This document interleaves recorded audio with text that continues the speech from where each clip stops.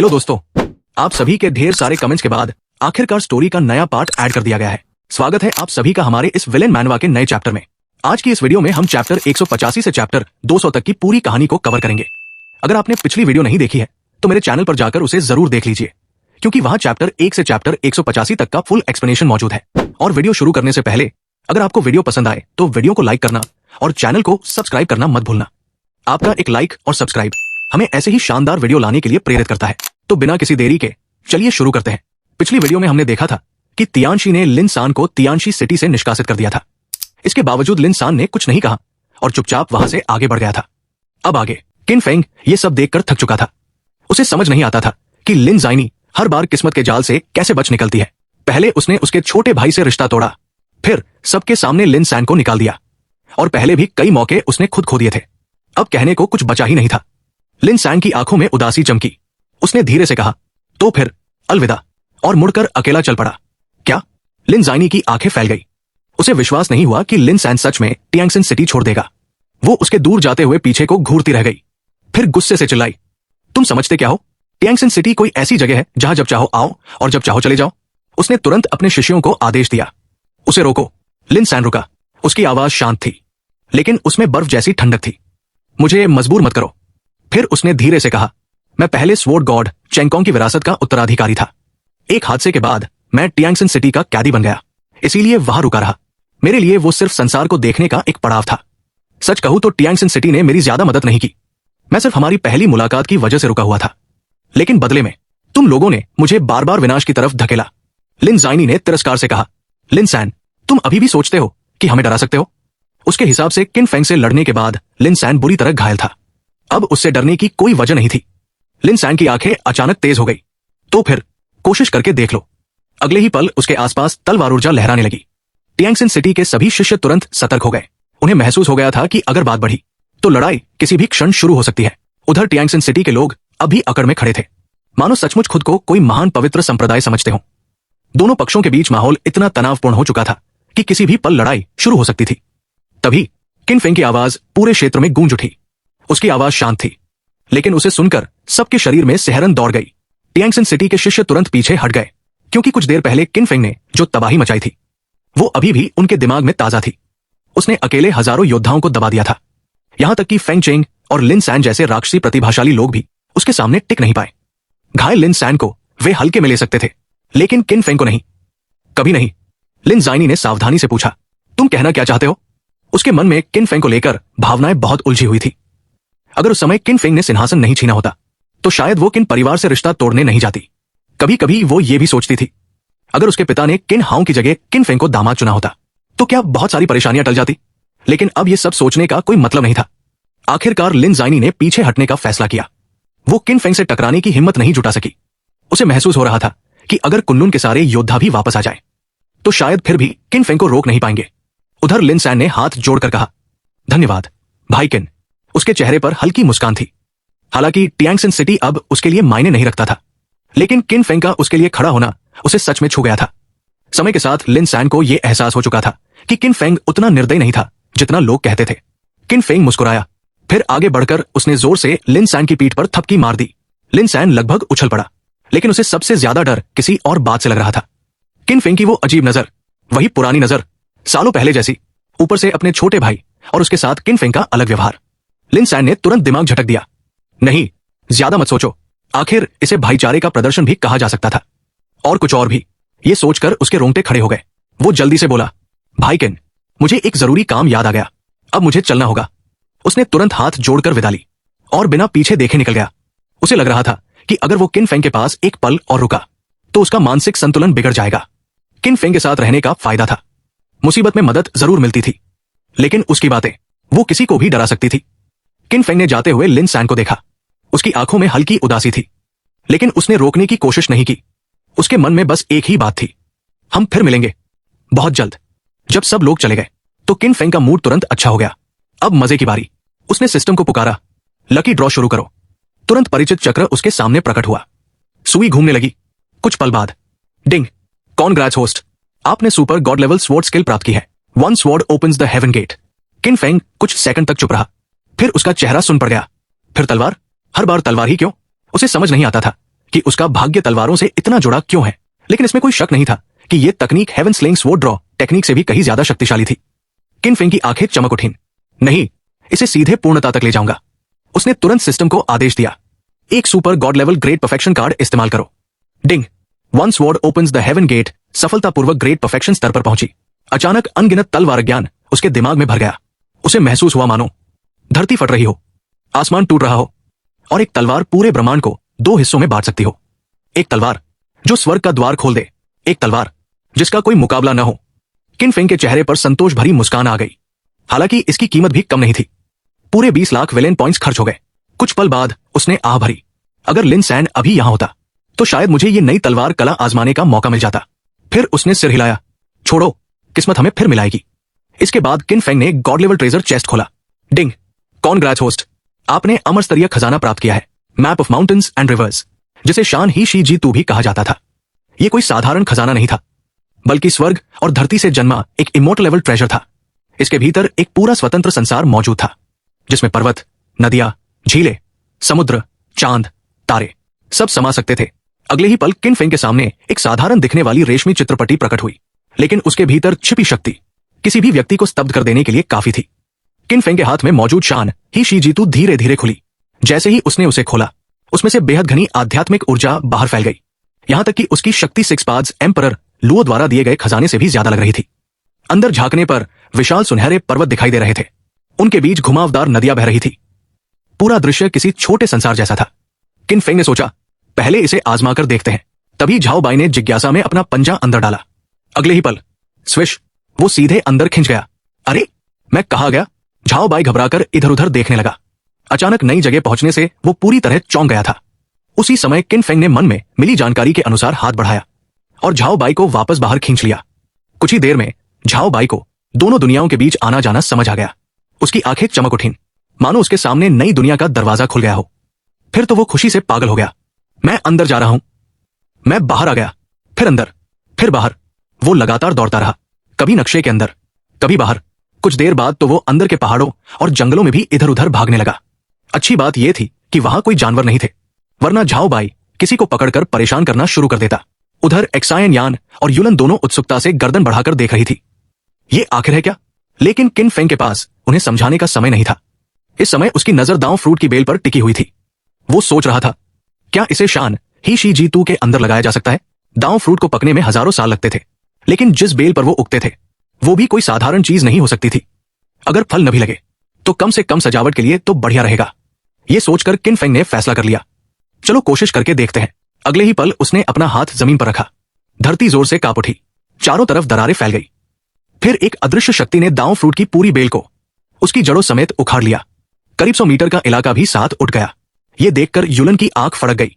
उसके मन में सिर्फ एक ही विचार आया, ये आदमी सच में लुटेरा है। बाकी लोग दांव फ्रूट के पीछे भाग रहे हैं और ये पूरा पौधा ही उखाड़ कर ले जा रहा है। कुछ देर बाद एजियो डीमन पैलेस का एक शिष्य युलन के पास आया। उसने धीरे से कहा, यंग पैलेस मास्टर, सब लोग फेंग चेंग के पीछे भाग रहे हैं क्योंकि सबको लगता है दांव फ्रूट उसी ने लिया है। लेकिन किन फेंग यहाँ आराम से बेल खोद रहा है। अगर सच में किसी ने उससे कुछ छीन लिया होता तो वो यहाँ शांति से खड़ा नहीं रहता। वो तो दुश्मन के पुरखों की कब्र तक खोद डालता, ऊपर से झाओ बाई को साथ लेकर, और फिर उनकी कब्रों पर खड़े होकर जश्न भी मनाता। जितना ज्यादा उसने सोचा, उतना ही उसे लगा कि 6 दांव फ्रूट का गायब होना बहुत परिचित सा है, बिल्कुल उसी तरह जैसे कभी किन फेंग ने उसका अंडरगारमेंट चुरा लिया था। उधर किन फेंग ने दांव फ्रूट की बेल को सफलतापूर्वक शान ही शी जी तू के अंदर लगा दिया। अब बस देखना था कि वो वहां जीवित रहती है या नहीं। इस बीच समय भी तेजी से बीत रहा था। किन फेंग को अंदाजा था कि कुछ ही दिनों में कुन्नुन बंद होने वाला है। उस समय एक रहस्यमयी शक्ति सभी लोगों को बाहर फेंक देगी और हर व्यक्ति अलग अलग जगह पर प्रकट होगा। मनुष्यों के लिए यह परीक्षा होगी, लेकिन जंगली याओ बीस्ट्स के लिए यह दावत जैसा अवसर होगा। उसी समय एक्सायन यान भी जाने की तैयारी करने लगी। वो किन फेंग के साथ रहना चाहती थी, लेकिन वो मून गॉड पैलेस की प्रतिनिधि भी थी। उसे अपने संप्रदाय के लिए संसाधन इकट्ठा करने थे। वो हल्की मुस्कान के साथ बोली, छोटे भाई, मैं फ्रेग्रेंट कलर्स ही नहीं जाऊंगी। कुन्नुन से बाहर निकलने के बाद तुम्हारे साथ घूमूंगी। असल में दांव फ्रूट की वजह से उन्होंने बहुत समय बर्बाद कर दिया था। अब तक जो संसाधन मिले थे वे कुन्नुन में प्रवेश की कीमत भी पूरी नहीं कर रहे थे, इसलिए उन्हें जल्दी से बाकी खजाने ढूंढने थे। किन फेंग ने एक्सायन यान को देखा और हंसी रोक नहीं पाया। ये लड़की सच में बहुत प्यारी थी। वो साफ साफ उसके साथ रहना चाहती थी, लेकिन अपने बुजुर्गों और मून गॉड पैलेस के लिए उसे जाना पड़ रहा था। उसके चेहरे पर छिपी हुई उदासी और बिछड़ने की अनिच्छा इतनी साफ दिखाई दे रही थी कि कोई भी समझ सकता। एक्सायन यान के चेहरे पर बिछड़ने की उदासी साफ दिखाई दे रही थी। ये देखकर किन फेंग मुस्कुरा पड़ा। फिर उसने सीधे अपना एक बड़ा थैला निकाला। उसमें दुर्लभ एक्साइएनजी जिंग भरे हुए थे। थैला उसकी तरफ बढ़ाते हुए बोला, तुम एक्साइएनजी जिंग ढूंढ रही हो ना? लो, ये सब तुम्हारे लिए। एक्साइएन यान एकदम चौंक गई। इतने सारे एक्साइएनजी जिंग। उसका चेहरा हल्का लाल हो गया। दिल में एक गर्माहट सी दौड़ गई। उसे सच में छू गया था कि किन फेंग ने बिना सोचे इतना कीमती सामान उसे दे दिया। लेकिन तभी मून गॉड पैलेस की शिष्याएं उसे खींचकर पीछे ले गई। उन्होंने उसे याद दिलाया कि वो भविष्य की उत्तराधिकारी है। उसे हमेशा किन फेंग पर निर्भर नहीं रहना चाहिए। एक्साइएन यान ने होंठ फुला लिए। वो जानती थी कि किन फेंग अब उससे बहुत आगे निकल चुका है। अगर उसे भविष्य में उसके साथ कदम से कदम मिलाकर चलना है तो उसे खुद भी मजबूत बनना होगा। आखिर दोनों ने विदा ली और अपने अपने रास्ते निकल पड़े। उधर किन फेंग अपने लोगों की तरफ मुड़ा और बोला, चलो मिस एक्साइन यांग को ढूंढते हैं। कुछ समय बाद वे फ्रेग्रेंट कलर सी के बाहर पहुंच गए। किन फेंग ने बाहर खड़े होकर आवाज लगाई, मिस एक्साइन यांग, घर पर हो? मिस एक्साइन यांग, उसने कई बार पुकारा, लेकिन अंदर से कोई जवाब नहीं आया। आखिर वो तियनजुन, वैन मा और झाओ बाई को लेकर अंदर चला गया। इस बार झाओ बाई के पीछे एक चित्र लटका हुआ था। वही शान ही शी जीतू, क्योंकि वो बहुत उच्च स्तर का खजाना था। उसे साधारण स्पेशल बैग में नहीं रखा जा सकता था। उधर फ्रेग्रेंट कलर सी की गहराइयों में एक्साइन यांग ने भौहें सिकोड़ ली। उसे किसी के घुसने का एहसास हुआ। उसने हाथ हिलाया और सामने एक दृश्य उभर आया जिसमें किन फेंग और उसके साथी अंदर आते दिखाई दे रहे थे। उसे देखकर एक्साइन यांग का चेहरा बदल गया। ये फिर आ गया? इसे तो इस जगह का रास्ता अपने घर से भी ज्यादा याद है। आसपास मौजूद लड़कियां भी घबरा गई। क्या वो सच में किन फेंग है? वो वापस क्यों आया? उसने तो कहा था कि अगर हम उसे 100 मिलियन एक्साइएनजी जिंग दे दे तो वो दोबारा परेशान नहीं करेगा। ये आदमी इतना बेशर्म कैसे हो सकता है? उधर तियनजुन और वैन मा रास्ते भर हैरान थे।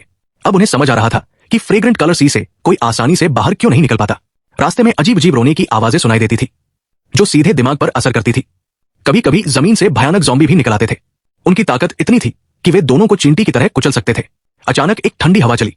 पूरा माहौल और ठंडा हो गया। तभी 3 परिचित आकृतियां सामने आ गई, ज़ेन ज़ेन, लियन लियन और एआई। उन्हें देखते ही किन फेंग मुस्कुराया। अरे, बहुत दिन हो गए। इतना कहकर वो सीधे उन्हें गले लगाने बढ़ा। तीनों भूत कन्याएं घबरा गई। हालांकि उन्हें किन फेंग का मिलनसार स्वभाव पसंद था, लेकिन वे ये भी जानती थी कि ये आदमी कितना खतरनाक है। तीनों तुरंत पीछे हट गई। फिर सतर्क स्वर में बोली, हमारी मालकिन ने तुम्हें 100 मिलियन एक्साइएनजी जिंग दिए थे, फिर तुम वापस क्यों आओ? ये सुनते ही तियनजुन और वैन मा की आंखें फैल गई। 100 मिलियन? उन्हें अपने कानों पर यकीन नहीं हुआ। अब तक कुन्लुन में सबसे बड़े गुट भी मुश्किल से कुछ हजार या दसियों हजार एक्साइएनजी जिंग जुटा पाए थे, लेकिन किन फेंग को सीधे 100 मिलियन मिले थे। उनके मन में एक ही सवाल उठा, फ्रेग्रेंट कलर सी की मालकिन इतनी शक्तिशाली है, फिर उसने किन फेंग को इतना धन क्यों दिया? दोनों ने एक दूसरे को देखा और उनके दिमाग में एक अजीब विचार आया। क्या बड़े भाई ने? नहीं, ऐसा नहीं हो सकता। फिर भी वे उलझन में थे कि आखिर किन फेंग ने बदले में क्या किया था। उधर किन फेंग मुस्कुराते हुए बोला, इतनी दूरी क्यों बना रही हो? हम सब तो पुराने जान पहचान वाले हैं। मैं कुन्लुन छोड़ने वाला हूं, इसलिए सोचा विदा कह दूं, और कुछ उपहार भी लाया हूं। यह सुनकर ज़ेन ज़ेन, लियन लियन और एआई ने राहत की सांस ली। उन्हें लगा था कि किन फेंग फिर से स्पिरिट स्टोन्स मांगने आया है, लेकिन अब पता चला कि वो सिर्फ विदा लेने आया है। किन फेंग ने संतुष्टि से सिर हिलाया। फिर तीनों लड़कियों को देखते हुए बोला, फ्रेग्रेंट कलर सी की ये खास चीजें सच में काफी अच्छी है। और उसके चेहरे पर फिर वही शरारती मुस्कान उभर आई। अगर फ्रेग्रेंट कलर सी आकर कुछ यादगार चीजें साथ न ले जाई जाए तो पूरी यात्रा अधूरी लगेगी। तभी ऊपर से एक आवाज आई, फ्रेग्रेंट कलर सी की मालकिन एक्साइन यान। तियनजुन और वैन मा ने सिर उठाकर देखा और दोनों कुछ पल के लिए स्तब्ध रह गए। आसमान से लाल वस्त्रों में एक बेहद सुंदर युवती धीरे धीरे नीचे उतर रही थी। अब उन्हें समझ आया कि किन फेंग यहां इतना सभ्य बनने का नाटक क्यों कर रहा था। यह किसी सुंदरता प्रतियोगिता के लिए नहीं था, बल्कि आगे के खर्चे चलाने के लिए था। दोनों के दिमाग में अजीब अजीब कल्पनाएं दौड़ने लगी। उधर किन फेंग ने तिरछी नजर से देखा और मुस्कुराकर कहा, फूल तोड़ने आया हूं। तीनों भूत कन्याएं तुरंत समझ गई कि उसका क्या मतलब है। वो साफ तौर पर उन्हें फ्रेग्रेंट कलर सी के फूल कह रहा था। तीनों ने मन ही मन सोचा, ये बेशर्म फिर शुरू हो गया। हर जगह लड़कियों पर नजर रखता रहता है। उनके चेहरे पर सतर्कता आ गई, लेकिन किन फेंग ने मासूम चेहरा बना लिया। तुम लोग मुझे गलत समझ रही हो, मैं तो एक सीधा सादा विद्वान हूं। एक्साइन यान ने बात काट दी, ठीक है, ये सब छोड़ो। तुम जिन चीजों को यहां की खासियत कह रहे हो उन्हें साथ नहीं ले जा सकते। फिर उसने समझाया, कुन्लुन अब एक स्वतंत्र संसार बन चुका है। इसके अपने नियम है। तुम जैसे बाहरी लोग यहां ज्यादा समय नहीं रह सकते और हम यहां के लोग बाहर नहीं जा सकते। लेकिन किन फेंग ने तुरंत जवाब दिया, अगर मैं तुम्हें बाहर ले जा सकूं तो? एक्साइन यान ने बिना सोचे कहा, असंभव। उसे जरा भी विश्वास नहीं था। किन फेंग मुस्कुराया। फिर उसने ज़ाओ बाई की तरफ इशारा किया, अब तुम्हारी बारी। ज़ियाओ बाई उत्साह से उछल पड़ा। उसने शान ही शी जीतू को हवा में उछाल दिया, फिर तेजी से मुद्राएं बनाने लगा। अचानक नक्शे के भीतर का संसार प्रकट हो गया। पहाड़, नदियां, सूरज, चांद, तारे और असीम आध्यात्मिक ऊर्जा, सब कुछ दिखाई देने लगा। एक्साइन यान का चेहरा बदल गया। वो अनायास बोल पड़ी, ये इमोर्टल लेवल ट्रेजर। उसकी आंखों में अविश्वास था। इतना दुर्लभ खजाना तो लॉन्ग ओशन जैसे भाग्यशाली लोगों के पास भी नहीं था। किन फेंग मुस्कुराया, अगर तुम लोग इसके अंदर रहो तो कुनलुन की निष्कासन शक्ति तुम्हें बाहर नहीं फेंक पाएगी और इसी तरह तुम बाहर जा सकती हो। फिर उसने नाटकीय अंदाज में कहा, लेडी एक्साइन यान, निश्चिंत रहो, मैं वचन देता हूं तुम सबको बाहर ले जाऊंगा। एक्साइन यान पूरी तरह उलझ गई। उधर जेन जेन, लियन लियन और एआई की आंखें चमक उठीं। क्या हम सच में बाहर जा सकती हैं? उनकी आवाज उत्साह से कांप रही थी। किन फेंग ने मुस्कुराकर कहा, तुम लोग तो हमेशा से बाहर जाना चाहती थी ना। बाहर की दुनिया बहुत बड़ी है, वहां आजादी है और बहुत सारे अच्छे लोग भी। तीनों लड़कियों ने जोर जोर से सिर हिलाया। उनकी आंखों में उम्मीद भर चुकी थी। हजारों सालों से वे इसी जगह में बंधी हुई थी, ना कहीं जा सकती थी, ना अपने जीवन में कोई बदलाव ला सकती थी। अब पहली बार उन्हें बाहर निकलने का मौका दिखाई दे रहा था। उनमें से एक बोली, अगर आप हमें बाहर ले जाए तो हम आपकी हर बात मानेंगे। फिर तीनों ने एक साथ एक्साइन यान की तरफ देखा। उनकी आंखों में विनती थी। वे चाहती थी कि उनकी मालकिन भी साथ चले, लेकिन एक्साइन यान ने धीरे से सिर हिला दिया। उसकी आंखों में उदासी थी, फिर भी उसका निर्णय अटल था। तुम लोग जाओ, मैं तुम्हें नहीं रोकूंगी, लेकिन मैं नहीं जा सकती, मुझे यही रहना होगा। मैं उसका इंतजार कर रही हूं। तीनों लड़कियां तुरंत बेचैन हो गई। अगर आप नहीं जाएंगी तो हम भी नहीं जाएंगी। उनका उत्तर बिल्कुल दृढ़ था। आजादी की चाहत अपनी जगह थी, लेकिन वे एक्साइन यान को अकेला छोड़कर नहीं जाना चाहती थी। यह सुनकर किन फेंग ने माथा पकड़ लिया। उसे लगा कि मामला फिर से उम्मीद से ज्यादा मुश्किल हो गया है। सिर्फ किसी लॉन्ग ओशन के लिए तुम मेरा प्रस्ताव ठुकराने वाली हो? किन फेंग ने भौं उठाकर कहा, मैं किन फेंग हूं, मुझे कोई मना नहीं करता। लॉन्ग ओशन तक मेरी बात टालने की हिम्मत नहीं करता। फिर उसने आधी मुस्कान के साथ कहा, पिछली बार मैं पीछे हट गया था, लेकिन इस बार क्या तुम्हें लगता है मैं फिर मान जाऊंगा? उसने धीरे धीरे हाथ उठाया। उसकी उंगलियों पर नीली नैन मिंगली फायर नाचने लगी। फिर वो बोला, लिटिल मिस, तुम नहीं चाहोगी कि मैं नाराज हो जाऊं क्योंकि मुझे कोई स्मृति चिन्ह नहीं मिला, है ना? यह सुनते ही एक्साइन यान का चेहरा ठंडा पड़ गया। वो बोली, वे तुम्हारे साथ नहीं जाना चाहती और मैं उन्हें मजबूर नहीं कर सकती। सीधे कीमत बताओ, फ्रेग्रेंट कलर सी को छोड़ने की कितनी कीमत लोगे? किन फेंग हंस पड़ा। जैसी उम्मीद थी, अमीर लोग हमेशा पैसे से समस्या हल करना चाहते हैं। उधर जियाओबाई भी कूद पड़ा। उसने अपने पंजे ताली की तरह बजाए और बोला, हाँ, पूरे शान ही शी जीतू को इमॉर्टल क्रिस्टल से भर दो। एक्साइन यान के होंठ कांप गए। उसे सच में समझ नहीं आता था कि ये खरगोश अपने मालिक जैसा कैसे बन गया। इतना ही बेशर्म, इतना ही लालची, इतना ही खतरनाक। वो जानती थी कि फ्रेग्रेंट कलर सी में इतने इमॉर्टल क्रिस्टल्स नहीं हैं। यहां तक कि पूरे कुनलुन के क्रिस्टल इकट्ठे कर दिए जाएं, तो भी शान ही शी जीतू नहीं भर सकता। एक्साइन यान ने ठंडी आवाज में कहा, किन फेंग, हद मत पार करो। उसकी आत्मिक शक्ति धीरे धीरे फैलने लगी, लेकिन किन फेंग बिल्कुल शांत रहा। पैसे नहीं है तो कोई बात नहीं, कुछ खास चीजें साथ ले जाऊंगा। तीनों लड़कियां तुरंत भड़क गई। इसे साथ ले जाना नहीं कहते, ये तो सीधी डकैती है, उन्होंने गुस्से से कहा। फिर एक्साइन यान बोली, ये मत सोचो कि नैन मिंगली फायर होने से तुम यहां जो चाहो कर सकते हो। अगर मुझे मजबूर किया तो मैं अपनी जान देकर भी तुम्हें साथ ले डूबूंगी। किन फेंग मुस्कुराया और सीधा उसके दिल पर वार कर दिया। सच? तो फिर उस आदमी का इंतजार कौन करेगा? यह सुनते ही एक्साइन यान का चेहरा बदल गया। वो दसियों हजार साल से उसी व्यक्ति का इंतजार कर रही थी। वो कैसे मर सकती थी? भले मरना पड़े, लेकिन उससे एक बार मिले बिना नहीं। फिर किन फेंग ने और भी धीमी आवाज में कहा, और क्या तुम्हें सच में लगता है कि तुम मुझे अपने साथ मरने पर मजबूर कर सकती हो? एक्साइन यान बाहर से शांत रही, लेकिन उसके दिल में तूफान उठ गया, क्योंकि वह आत्मा की शक्ति में माहिर थी और उसने साफ महसूस किया था किन फेंग की आत्मा में डर का एक कण भी नहीं था। उसने जरा भी चिंता नहीं दिखाई, जैसे उसे मौत की परवाह ही न हो। यही बात एक्साइन यान को सबसे ज्यादा डरावनी लगी। उधर तीनों दानवी कन्याएं तुरंत उसके सामने खड़ी हो गई। उन्होंने एक्साइन यान को अपने पीछे छिपा लिया और गुस्से से किन फेंग को घूरने लगी। अगर नजरों से हत्या होती तो किन फेंग 1000 बार मर चुका होता, लेकिन किन फेंग ने बस मुस्कुराकर कहा, अब बहुत देर हो चुकी है, तुम तीनों ही नहीं, तुम्हारी मालकिन भी मेरी सूची में है। यह सुनते ही तीनों आगा बुला हो गई। बेशर्म, हमारी मालकिन पर भी नजर डाल रहे हो? चाहे तुम्हें मार न पाए, फिर भी तुम्हारा एक टुकड़ा तोड़कर रहेंगे। अगले ही पल उनका चेहरा बर्फ जैसा ठंडा हो गया। भयानक शक्ति चारों तरफ फैलने लगी। कुछ ही क्षणों में धूप वाला फूलों का बगीचा अंधेरे में डूब गया। लाल पंखुड़ियां हवा में बिखरने लगी। धरती कांप उठी, गर्जनाएं सुनाई देने लगी। फिर जमीन फट गई। हजारों सफेद ज़ॉम्बी बाहर निकल आए। वे पागलों की तरह किन फेंग की तरफ दौड़ पड़े। उनके पीछे और भी 1000 से ज्यादा शक्तिशाली ज़ॉम्बी प्रकट हुए। ठंडी हवा इतनी बढ़ गई कि पूरा इलाका जमने लगा। स्पष्ट था, अगर एक्साइन यान आदेश दे दे तो ये सब अपनी जान देकर भी किन फेंग पर टूट पड़ेंगे। उधर तियनजुन और वैन मां के दिल जोर जोर से धड़कने लगे। दोनों तुरंत किन फेंग के आगे खड़े हो गए, मानो उसके अंगरक्षक हो। लेकिन किन फेंग, वो अब भी पहले जैसा शांत था। उसे अच्छी तरह पता था कि एक्साइन यान की सबसे बड़ी कमजोरी क्या है। उसने हल्की मुस्कान के साथ कहा, लिटिल मिस, तुम नहीं चाहोगी कि ये सब लोग तुम्हारे लिए अपनी जान दे दे, है ना? ये सुनते ही एक्साइन यान का गुस्सा और बढ़ गया। एक्साइन यान का दिल गुस्से से भर गया। उसका मन कर रहा था कि इसी वक्त किन फेंग को काट खाए। वो अब तक उस स्वर्ण कवच वाले व्यक्ति से भी नहीं मिली थी जिसका वो हजारों वर्षों से इंतजार कर रही थी। फिर भी आज उसे किन फेंग के सामने झुकना पड़ रहा था। लेकिन जैसा किन फेंग समझ चुका था, एक्साइन यान का स्वभाव बहुत नरम था। वो अपने कारण किसी और को मरते हुए नहीं देख सकती थी।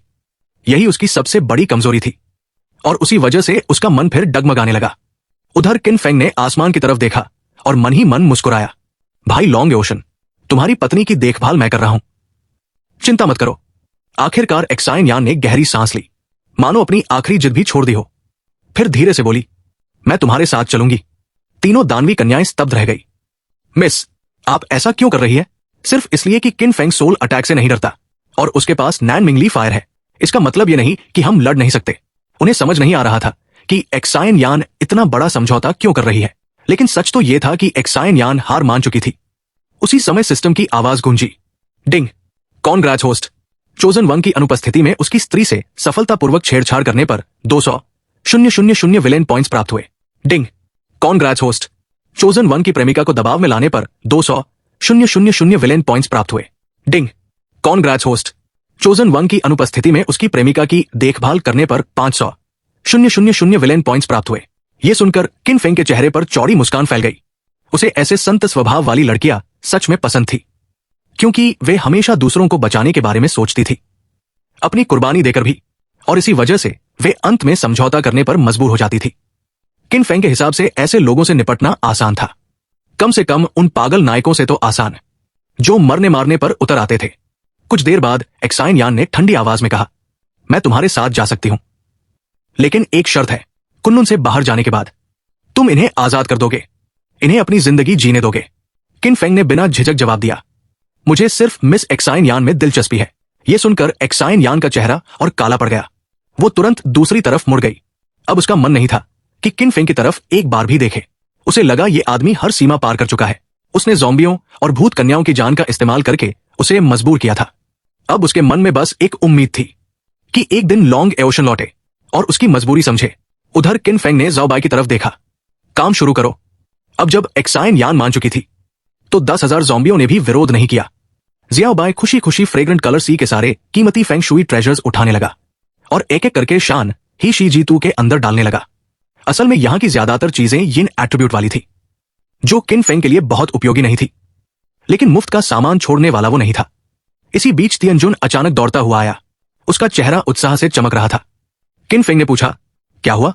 तियनजुन ने पहले चारों तरफ देखा, पक्का कर लिया कि कोई सुन नहीं रहा। फिर धीरे से फुसफुसाया, बॉस, हम मालामाल हो गए। ये सुनते ही ज़ियाओबाई के लंबे कान खड़े हो गए। वो फौरन किन फेंग के कंधे पर चढ़ गया और झांकने लगा। तियनजुन ने सावधानी से कुछ इमॉर्टल क्रिस्टल्स निकाले। ज़ियाओबाई ने एक नजर डाली और तुरंत रुचि खो दी, क्योंकि उसने पहले भी ऐसे बहुत से क्रिस्टल खोदे थे और बाद में किन फेंग ने सब छीन लिए थे। लेकिन तियनजुन ने जल्दी से कहा, ये साधारण इमॉर्टल क्रिस्टल्स नहीं है, ये हेवनली इमॉर्टल क्रिस्टल्स है, जिनका जिक्र सिर्फ प्राचीन ग्रंथों में मिलता है। किन फेंग ने गहरी सांस ली। उसे महसूस हुआ कि उसके इन छोटे भाइयों की सोच अभी भी बहुत सीमित है। वो बोला, तो असल बात क्या है? तियनजुन तुरंत चुप हो गया। उसे समझ नहीं आया कि इतना बड़ा खजाना भी किन फेंग को प्रभावित क्यों नहीं कर रहा। लेकिन इस समय कुन्लुन के बंद होने का समय भी नजदीक आ रहा था। अगर जल्दी नहीं की गई तो बहुत सारे मौके हाथ से निकल सकते थे और किन फेंग के लिए किसी मौके को छोड़ देना सबसे बड़ा नुकसान था। इस बीच कुनरियन के बंद होने का समय तेजी से नजदीक आ रहा था। अगर वो जल्दी वापस जाकर नंबर 6 नहीं बनता तो उसका मौका हाथ से निकल जाता। कुनरियन बंद होने वाला था, इसलिए सभी फैक्शंस और सेक्ट्स अपनी आखिरी कोशिशों में लगी हुई थी। हर कोई ज्यादा से ज्यादा जियोमैंटिक ट्रेजर्स और इमॉर्टल क्रिस्टल्स हासिल करना चाहता था।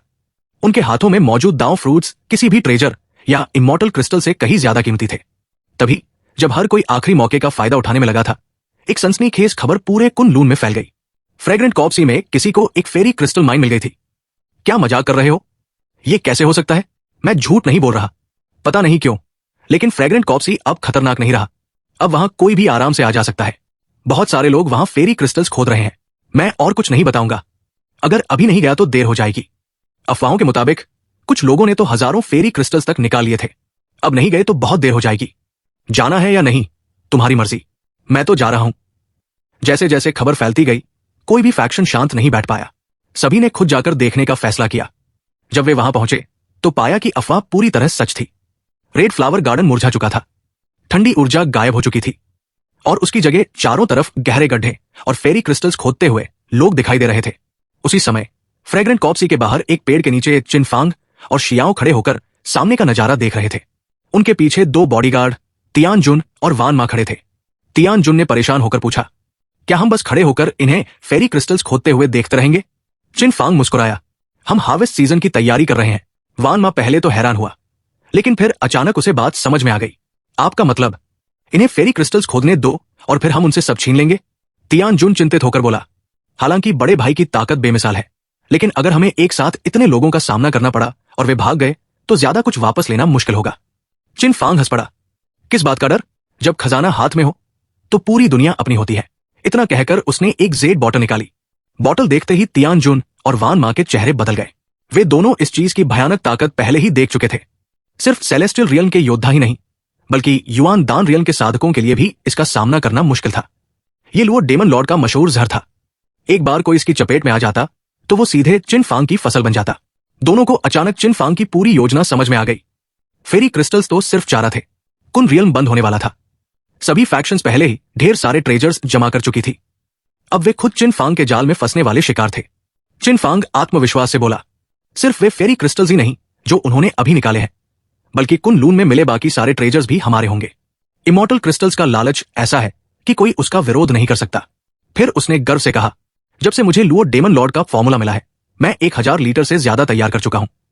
लाखों लोगों के लिए भी ये काफी है, और अगर कम पड़ गया तो पिग्गी गॉन वाइल्ड भी मौजूद है। ये सुनकर तियान जुन और वान मा ने घबराकर लार निगली और तुरंत उसके सामने घुटनों पर बैठ गए। उसी समय अचानक एक डरी हुई आवाज गूंज उठी, तुम लोग कौन हो? क्या चाहते हो? चिनफांग के कान फड़के। उसने मुड़कर देखा तो कुछ आदमी झाड़ियों से निकलकर एक खूबसूरत लड़की को घेर चुके थे। उनमें से एक हंसते हुए बोला, बॉस, आपकी तरकीब कमाल की है। सब लोग अभी फ्रेग्रेंट कॉप्सी में फेरी क्रिस्टल्स खोदने में लगे हैं और हम रास्ते में घात लगाकर उन्हें लूट रहे हैं। कुन रियल्म बंद होने वाला है। सभी लोग मोटे शिकार बन चुके हैं। अब हमारी मौत शुरू होगी। फिर उसने लड़की की तरफ देखते हुए कहा, क्या देख रही हो? जल्दी से अपने सारे सामान निकाल दो, वरना मुझे दोष मत देना।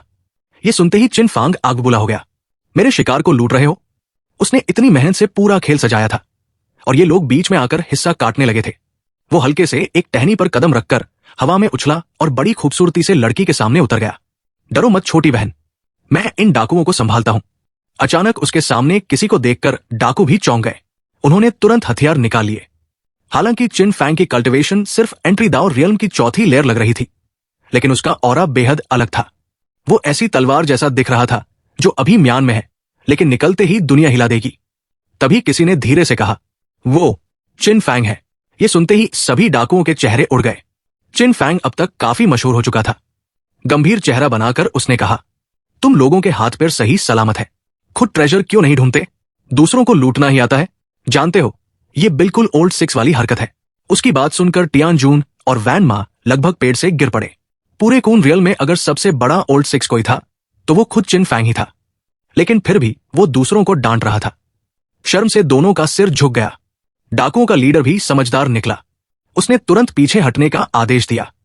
उसके हिसाब से चिनफांग से भिड़ना बेवकूफी थी। झाड़ियों में छिपकर ओल्ड सिक्स बने रहना ज्यादा सुरक्षित था, लेकिन चिनफांग ने उन्हें जाने नहीं दिया। उसकी आंखें तेज हो गई, कपड़े बिना हवा के भी लहराने लगे।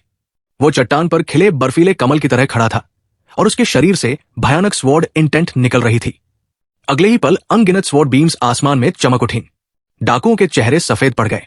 उन्हें लगा मौत सीधे उनकी तरफ बढ़ रही है, लेकिन तभी एक काली परछाई बिजली की रफ्तार से वहां से गुजरी। ठंडी ब्लेड की चमक दिखाई दी और अगले ही पल सभी डाकुओं की गर्दन पर खून की लकीर उभर आई। चिनफांग का मूड तुरंत खराब हो गया। वो हीरो बनकर एक्सपीरियंस पॉइंट्स कमाने वाला था, लेकिन किसी ने बीच में ही उसका शिकार छीन लिया। उसने सामने देखा, एक लंबा चौड़ा आदमी, बिल्कुल भावहीन चेहरा, हाथ में विशाल ग्रेट स्वॉर्ड लिए खड़ा था। वो यान यू ट्राइब का यंग चीफ्टन था, अपनी जेनरेशन का सबसे ताकतवर वॉरियर। उसकी स्वॉर्ड स्किल्स लेजेंडरी थी, लेकिन वो बेहद कम बोलने वाला इंसान था। उसी समय वो लड़की टैन टियान चमकती आंखों से चिनफांग को देखने लगी। मेरा नाम टैन टियान है, आपने मेरी जान बचाई। फिर वो शर्माते हुए बोली, हमारे ग्रेट डेजर्ट की परंपरा के मुताबिक जिसने मेरी जान बचाई, मुझे उससे शादी करनी होगी। लेकिन उसके भाई मो दाओ ने तुरंत कहा, उसे शादी करने की जरूरत नहीं है, मैंने उन लोगों को उससे पहले मार दिया था। टैन टियान ने गुस्से से कहा, भैया बीच में मत बोलो।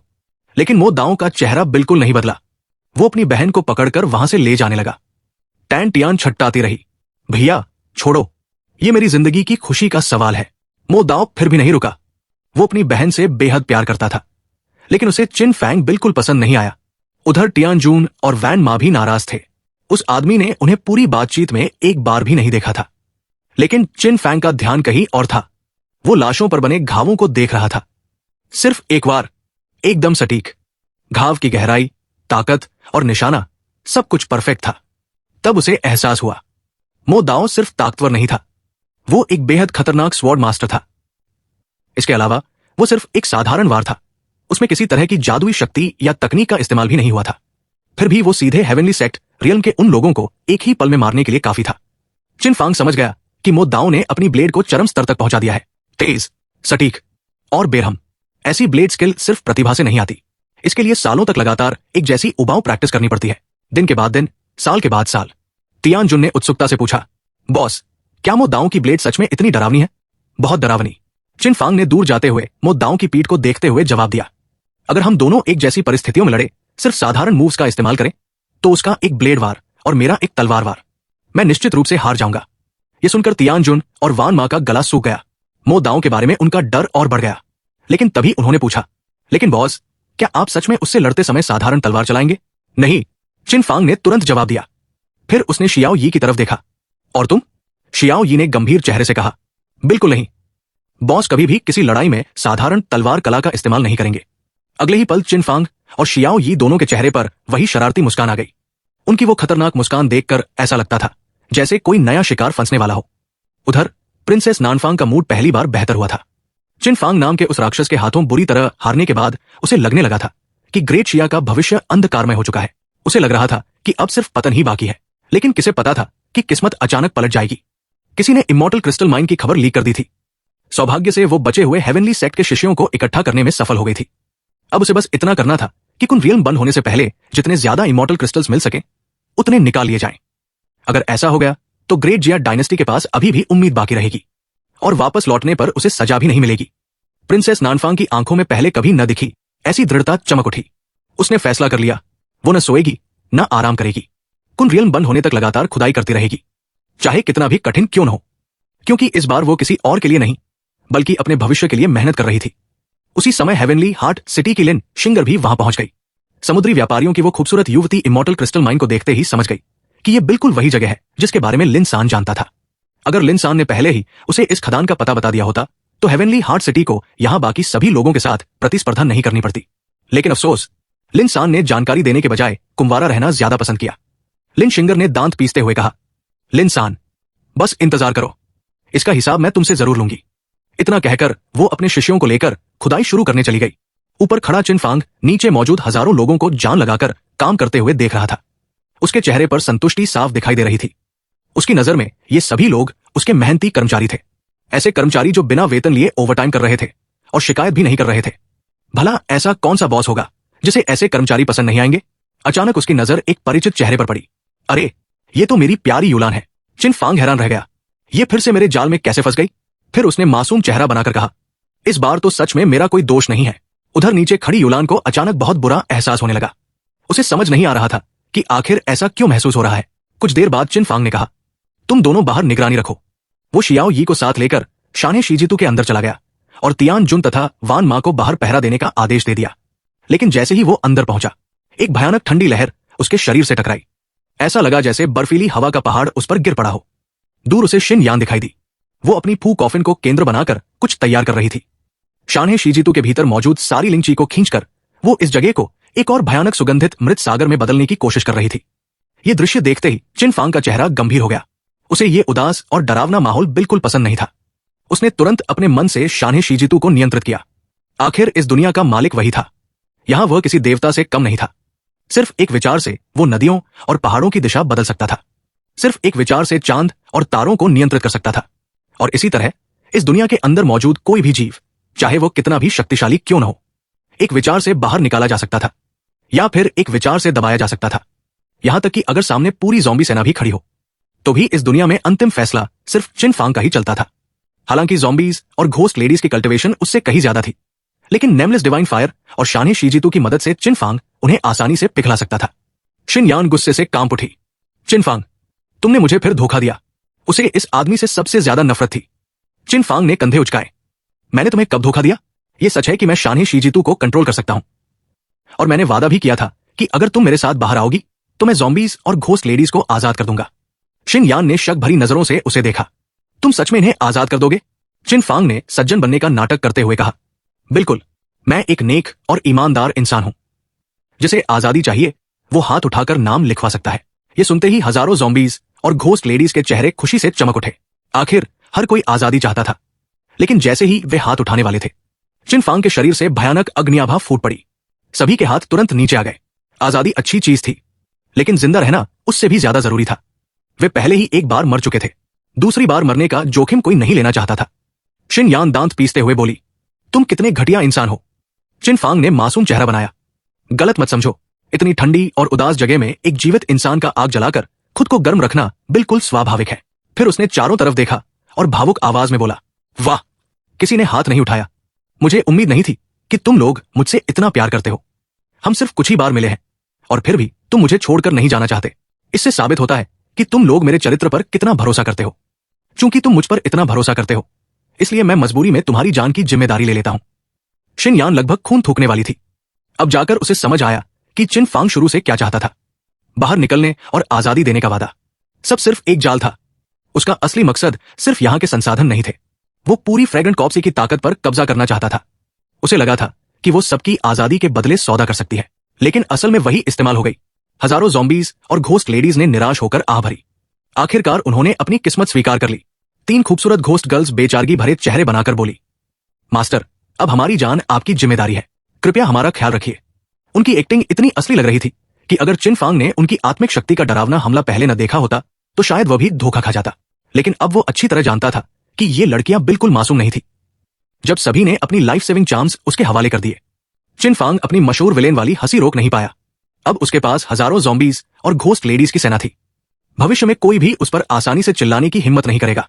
तभी सिस्टम की आवाज गूंजी, बधाई हो होस्ट, आपने स्वर्ग के चुने हुए व्यक्ति की प्रेमिका को अपने साथ ले जाकर उसे सफलतापूर्वक बेवकूफ बनाया है। आपको 5 लाख विलेन पॉइंट्स प्राप्त हुए हैं। चिन फांग के होठों पर वही घटिया सी मुस्कान आ गई। फिर उसने अपने शरीर पर मौजूद जेड चार्म को उत्सुकता से देखा। उसमें एक अजीब ऊर्जा मौजूद थी। अगर ज़ॉम्बीज और घोस्ट लेडीज के ये चार्म नष्ट हो जाएं, तो वे धुएं की तरह गायब हो जाएंगी। लेकिन अगर चार्म सुरक्षित रहे तो वे दोबारा जन्म भी ले सकती थी। तभी अचानक चिन फांग के शरीर की ऊर्जा अपनी सीमा तक पहुंच गई। अगले ही पल धमाका, उसकी कल्टिवेशन में सफलतापूर्वक ब्रेक थ्रू हो गया। शानहे शीजितू के भीतर मौजूद लिंची समुद्री लहरों की तरह उसकी तरफ उमड़ पड़ी। दूर खड़ी घोस्ट लेडीज उसे लालच भरी नजरों से घूर रही थी। उनकी सोच बहुत सरल थी। उन्हें फर्क नहीं पड़ता था कि चिन फांग में क्या बदलाव आया। उन्हें सिर्फ इतना पता था कि ब्रेक थ्रू के बाद उसके शरीर से निकलने वाली यांग ऊर्जा कई गुना बढ़ गई थी और ये उनके लिए बेहद आकर्षक थी। शियाओ यी तुरंत उनके सामने आकर खड़ा हो गया। उसने चेतावनी के तौर पर आग की लपटें छोड़ते हुए कहा, दूरी बनाकर रखो। चिन फांग ने लंबी सांस छोड़ी और सिस्टम खोल लिया। Golden core exchange. सिस्टम बोला, बधाई हो होस्ट, 6 लाख विलेन पॉइंट्स खर्च करके आपने सफलतापूर्वक एक गोल्डन कोर प्राप्त किया है। आपकी नींव और अधिक मजबूत हो गई है। चिन फांग ने तुरंत दान निकल लिया। अगले ही पल उसकी फाउंडेशन पहले से कहीं ज्यादा स्थिर हो गई। जब उसने आंखें खोली तो एक अजीब दृश्य दिखाई दिया। दूर खड़ी तीनों घोस्ट गर्ल्स उसकी यांग ऊर्जा को लालच से खींच रही थी। शियाओ यी की आग से डरकर वे 100 मीटर दूर खड़ी थी, लेकिन चिन फांग की यांग ऊर्जा इतनी प्रबल थी कि इतनी दूरी से भी वे उसे सोख पा रही थी। तीनों बेहद संतुष्ट दिख रही थी। उनका कहना था कि उन्होंने अपने पूरे जीवन में कभी इतनी यांग ऊर्जा महसूस नहीं की थी। हजारों साल की कल्टिवेशन होने के बावजूद वे फ्रेग्रेंट कॉप्सी में कैद थी। उन्हें कभी कभार एक सांस भर यांग ऊर्जा मिल जाए, वही बहुत बड़ी बात होती थी। उसी समय कॉफिन के पास बैठी शिन यान ने अपनी पतली उंगलियां उठाई। उसने हल्के से फूंक मारी। उसकी उंगलियों से चमकते हुए प्रकाश कण निकले और पहाड़ों नदियों को पार करते हुए शानहे शीजितू के प्रवेश द्वार की तरफ उड़ने लगे। ये देखकर चिन फांग की भौहें सिकुड़ गई। उसे अंदाजा नहीं था कि वो क्या कर रही है, लेकिन उसे शक हुआ कि शायद वो लॉन्ग अवसान के लिए कोई संदेश भेज रही है। बिना देर किए उसने पूरे शानहे शीजितू को बंद कर दिया। चमकते हुए वे कण उसी पल रुक गए। साथ ही एक भयानक आग की लपट उठी और संदेश पूरी तरह नष्ट हो गया। सिस्टम फिर बोला, बधाई हो होस्ट, आपने स्वर्ग के चुने हुए व्यक्ति की प्रेमिका की देखभाल करने का झांसा देकर उसे फिर बेवकूफ बनाया है। आपको 10,000 विलेन पॉइंट्स प्राप्त हुए हैं। अब चिन फांग पूरी तरह समझ गया। वो सच में लॉन्ग आउसान को संदेश भेज रही थी। ये देखकर उसके दिमाग में पैसे कमाने का नया तरीका आ गया। उसने मन ही मन फैसला किया कि शिन यान के लिए एक कांस्य गौरैया महल बनवाएगा। उधर शिन यान गुस्से से उसे घूर रही थी। उसे उम्मीद नहीं थी कि उसका संदेश भी रोका जाएगा, लेकिन अब उसके पास कुछ करने का तरीका नहीं था। उसके ज़ॉम्बीज और घोस्ट लेडीज सब चिन फांग के कब्जे में जा चुके थे। आखिरकार वो गुस्से में अपनी कॉफिन के अंदर चली गई और ध्यान लगाने बैठ गई। वो उससे नफरत करती थी, लेकिन उसे रोक भी नहीं सकती थी। उसी समय बाहर तियान जुन बेचैन होकर बोला, बॉस, हम किस बात का इंतजार कर रहे हैं? अभी हमला कर सकते हैं। वान मा ने भी तुरंत सहमति में सिर हिलाया, लेकिन अगले ही पल चटाक, चिन फांग ने तियान जुन के सिर पर थप्पड़ मार दिया। डिटेल्स ही सफलता और असफलता का फैसला करती है। अभी सभी लोग सबसे ज्यादा सतर्क है। यहाँ हजारों एलिट मौजूद है। ये सभी कुन रियल्म की कठिन परीक्षाओं से बचकर निकले हैं। अगर जरा सी भी हलचल हुई तो हमारी योजना खत्म हो जाएगी। भले ही हम जहर इस्तेमाल करें, वे समय रहते प्रतिक्रिया दे सकते हैं और हमें नहीं पता कि जहर पहले असर करेगा या वे पहले भागेंगे। तियान जुन और वान मा दंग रह गए। उन्हें उम्मीद नहीं थी कि चिन फांग इतनी बारीकी से सोचता है। तो अब क्या करें? शियाओ यी ने तुरंत अपनी नोटबुक निकाल ली। चिन फांग प्रोफेशनल अंदाज में बोला, हमें इंतजार करना होगा जब तक वे आपस में लड़ना शुरू नहीं कर देते। जब उनका ध्यान दुश्मनों पर होगा तब वे आसपास की चीजों पर ध्यान नहीं दे पाएंगे। युद्ध की आवाजें बाकी शोर को भी दबा देंगी। जब तक किसी को जहर का पता चलेगा और वो भागने की कोशिश करेगा, तब तक बहुत देर हो चुकी होगी। फिर उसने गंभीर स्वर में कहा, याद रखो, अगर सफलता की संभावना 99.9999% भी हो, फिर भी जोखिम नहीं लेना चाहिए। हर छोटी से छोटी बात पर विचार करो और तभी कार्रवाई करो जब सफलता 100% निश्चित हो। शियाओ यी ने तुरंत ताली बजाई। उसकी आंखों में प्रशंसा भर गई। फिर उसने 35 डिग्री झुककर श्रद्धा से प्रणाम किया। चिन फांग उसकी इस प्रतिक्रिया से बेहद खुश हुआ। उसने प्यार से शियाओ यी के सिर पर हाथ फेरा और सिस्टम से एक गाजर निकालकर उसे दे दी। शियाओ यी खुशी से बोला, मुझे मास्टर सबसे ज्यादा पसंद है। शियाओ यी खुशी से उछल पड़ा। उसने चिन फांग को कसकर गले लगाया और उसके गाल पर एक जोरदार किस कर दिया। फिर बिजली की तेजी से गाजर छीनकर अपने हाथों में पकड़ ली। तियान जुन और वान मा ये देखकर जल भुन गए। उनकी हालत ऐसी हो गई जैसे गले में कांटा अटक गया हो, लेकिन वे कुछ कह भी नहीं सकते थे। उसी समय चिन फांग ने जमीन से एक पत्थर उठाया और यान कबीले की तान तियान की तरफ फेंक दिया। ठक, पत्थर सीधा उसके माथे पर लगा। अगले ही पल उसके माथे पर एक बड़ा सा गुमड़ निकल आया। मो दाओ अपनी छोटी बहन से बेहद प्यार करता था। जब उसने देखा कि किसी ने उसकी बहन पर छिपकर हमला किया है तो वो गुस्से से दहाड़ उठा। कौन हरामजादा है जिसने मेरी बहन पर हमला किया? अगर मिल गया तो टुकड़े टुकड़े कर दूंगा। उसकी गरज चारों तरफ गूंज उठी। ये आवाज ऐसे थी जैसे उबलते तेल में पानी की बूंद गिर जाए। पहले से तनाव में बैठे सभी फैक्शंस अचानक भड़क उठे। हर किसी ने अपने सामने वाले दुश्मन पर हमला बोल दिया। पलक झपकते ही पूरा इलाका युद्ध के मैदान में बदल गया। हर तरफ लड़ाई, चीख पुकार और धमाकों की आवाजें गूंजने लगी। भयानक ऊर्जा तरंगे लगातार फूट रही थी और कमजोर लोगों को अपनी चपेट में ले रही थी। उधर चिन फांग पहले ही तैयारी कर चुका था। उसने काले रंग के कपड़े पहन लिए थे, चेहरे को भी कपड़े से ढक लिया था। इतना ही नहीं, उसे कुछ बॉडी रिफाइनिंग मटेरियल्स मिले थे। उन्हें नामहीन दिव्य अग्नि में पिघलाकर उसने लिन सान की एक वस्तु की हूबहू नकल तैयार कर ली, एकदम असली जैसी। तियान जुन और वान मा उसे देखकर दंग रह गए। ये तो बिल्कुल लिन सान की चीज लग रही है, जरा भी फर्क नहीं है। लेकिन वे समझ नहीं पा रहे थे कि बॉस आखिर लिन सान को फंसाना क्यों चाहता है। आखिर लिन सान को तो पहले ही तियानशिन सिटी से निकाल दिया गया था। उसके पास अब कोई खास ताकत या संपत्ति भी नहीं बची थी और यहां मौजूद 1 लाख से ज्यादा लोग प्राचीन देव कबीले और बड़ी शक्तियों का प्रतिनिधित्व करते थे। अगर लिन सान पर इल्जाम लगा तो पूरा प्राचीन उजाड़ प्रदेश उसका दुश्मन बन जाएगा। फिर वो बचकर कहां जाएगा? उनकी समझ से ये बात बिल्कुल बाहर थी। अचानक तियान जुन के दिमाग में एक ख्याल आया। क्या बॉस लिन सान को ऐसी हालत में पहुंचाना चाहते हैं कि उसके पास जाने के लिए कोई जगह न बचे और फिर आराम से उसे अपने कब्जे में कर ले? ये सोचकर दोनों कांप उठे। कितना निर्दयी प्लान था। उधर चिन फांग खूनी लड़ाई का नजारा देख रहा था।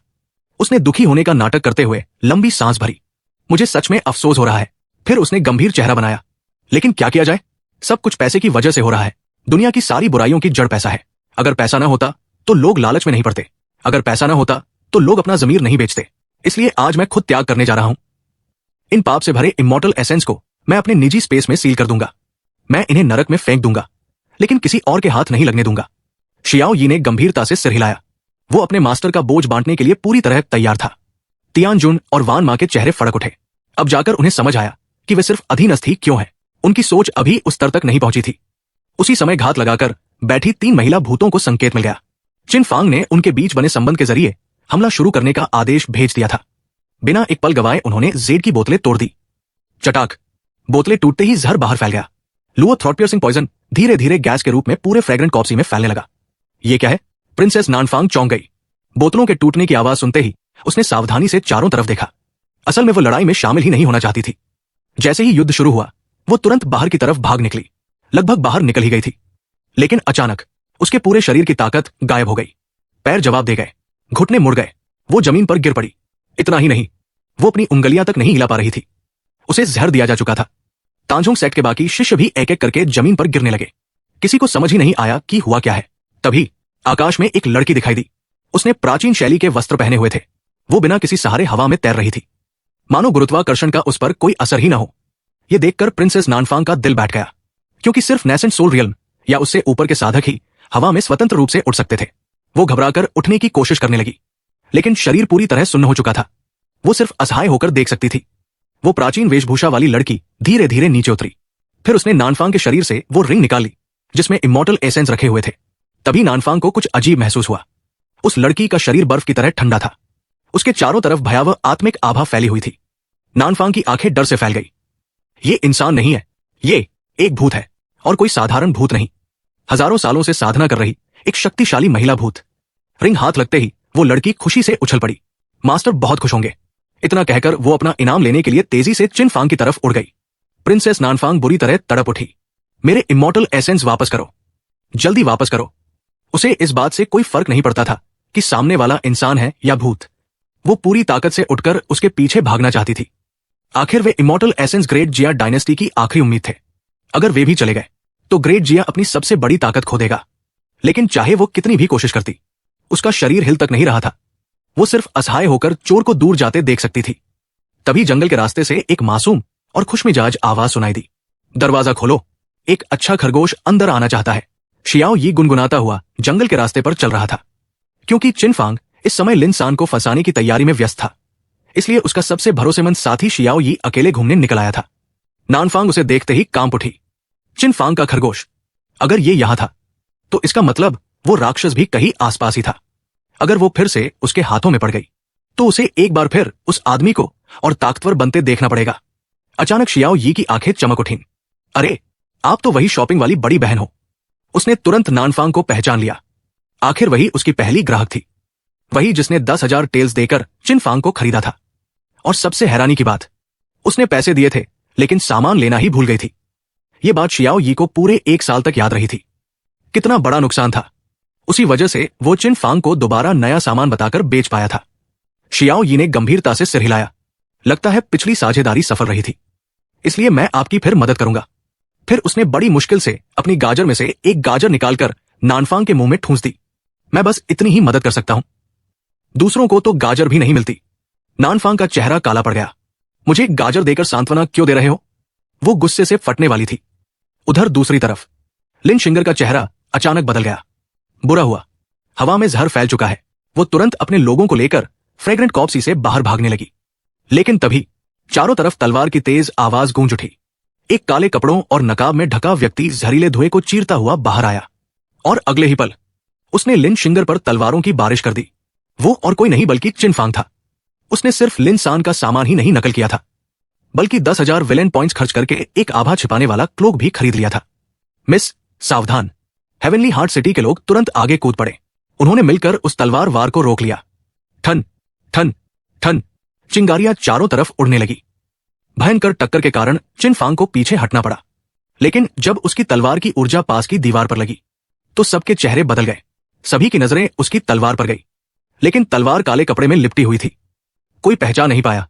यह देखकर चिनफांग के होठों पर मुस्कान आ गई। यही तो वो चाहता था। अगर वो शुरुआत में ही लिन सान की चीजें दिखा देता तो मूर्ख से मूर्ख आदमी भी समझ जाता कि यह फंसाने की साजिश है। सबसे अच्छा तरीका यही था कि लोग खुद सुराग खोजें और फिर अपनी अक्ल से नतीजा निकालें। इस तरह वे अपने निष्कर्ष पर और ज्यादा भरोसा करते हैं। लिन शिंगर की भौहें सिकुड़ गई। ये आदमी उसे बहुत परिचित लग रहा था। प्राचीन उजाड़ प्रदेश की युवा पीढ़ी में सिर्फ 3 लोग ऐसे थे जो इतनी भयानक तलवार ऊर्जा छोड़ सकते थे। पहला, मून गॉड पैलेस का चिनफांग। दूसरा, रेनाउंस वॉर्ड विला का यी जियान। और तीसरा, हेवनली हार्ट सिटी से निकाला गया लिन सान। अचानक सभी के चेहरे बदल गए। उन्हें याद आया कि लिन सान को भी फेरी क्रिस्टल माइन के बारे में पता था। क्या ये वही खदान है जो लिन सान ने खोजी थी? ये सोचते ही सब कुछ जुड़ने लगा। अब उन्हें समझ आया कि लिन सान ने खदान की जानकारी सबको क्यों नहीं दी। वो फेरी क्रिस्टल माइन को चारे की तरह इस्तेमाल करना चाहता था। पहले सबको यहां बुलाओ, फिर उन्हें मुफ्त में खुदाई करवाओ और आखिर में उनके सारे खजाने लूट लो। ये सोचकर सबके चेहरे पीले पड़ गए। क्या लिन सान सच में इतना निर्दयी हो सकता था? हालांकि अभी भी कोई ठोस सबूत नहीं था, लेकिन शक का बीज बोया जा चुका था। उसी समय सिस्टम की आवाज गूंजी, बधाई हो होस्ट, आपने सफलतापूर्वक स्वर्ग के चुने हुए व्यक्ति पर शक पैदा किया है। आपको 1,00,000 विलेन पॉइंट्स प्राप्त हुए हैं। यह सुनकर चिन फांग अंदर ही अंदर खिल उठा। विलेन होने का असली मजा यही है, तुम मेरे पास न होकर भी मुझे खुशी दे सकते हो। लिन सान, मैं सच में तुमसे प्यार करता हूं। तभी एक ठंडी आवाज गूंजी, दफा हो जाओ। मो दाओ हवा में छलांग लगाकर सीधे चिन फांग पर टूट पड़ा। उसकी हरी विशाल तलवार से बर्फ जैसी ठंडी अमर रोशनी निकल रही थी। क्षण भर में दोनों तलवारें टकराईं। धड़ाम, भयंकर विस्फोट हुआ। ऊर्जा की लहरें चारों तरफ फैल गई। सैकड़ों मीटर के भीतर मौजूद पेड़ जड़ से उखड़ गए। पूरा इलाका ऊर्जा के तूफान में डूब गया। लेकिन क्योंकि चिन फांग अपनी असली तलवार कला इस्तेमाल नहीं कर सकता था, वो दर्जनों मीटर दूर जा गिरा। मो दाओ को देखकर वो चिढ़ गया। ये अभी तक ठीक कैसे है? अगर वो अपनी असली तकनीकें नहीं इस्तेमाल करता तो मो दाओ के सामने कमजोर पड़ जाएगा। मो दाओ का चेहरा गुस्से से भर गया। मेरे साथ खेल रहे हो? उसे साफ महसूस हो गया था कि सामने वाला अपनी असली ताकत छिपा रहा है। लेकिन इससे पहले कि वो दोबारा हमला करता, अचानक उसका सिर भारी हथौड़े से टकराने जैसा महसूस हुआ। उसकी आंखों के सामने अंधेरा छा गया और वो जमीन पर गिर पड़ा। मो दाओ, तान तियान चीख उठी और उसकी तरफ दौड़ी, लेकिन कुछ कदम चलते ही उसका शरीर भी ढीला पड़ गया। वो भी जमीन पर गिर गई। अब उसकी उंगलियां तक नहीं हिल रही थी।